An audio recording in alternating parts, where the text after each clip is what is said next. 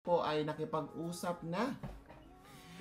Nag-live po siya kahapon at eto na nga po, sinabi niya nga po that ito po ay tukoy kay Stella.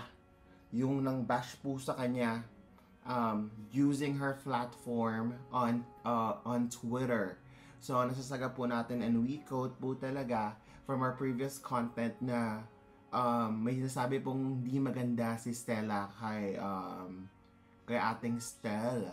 So pumalag po ang 18. Opo. Pero ang sinabi po naman, ang good thing naman sa 18, hindi sila papalapatol, no? Hindi sila pumapatol sa mga ganong chika and mga chismis and everything. So okay lang naman po talaga. But the one thing na hindi okay is yung bashing na ginawa talaga.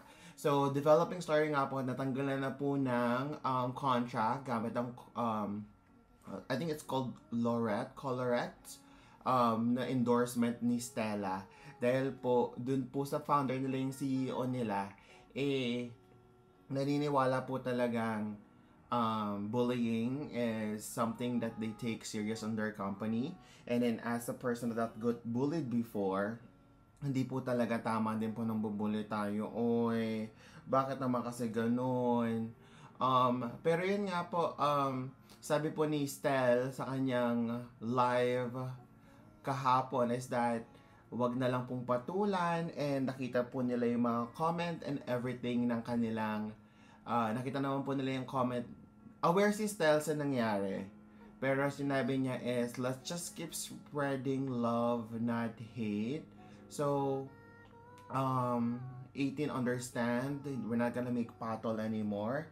And I think it's a lesson learned from everybody then, no? It's a lesson learned from everybody that sometimes we have to be careful on our social media platform. Hindi dahil may specific niche tayo sa platform natin is we can just say whatever we want, you know? So I think it's a good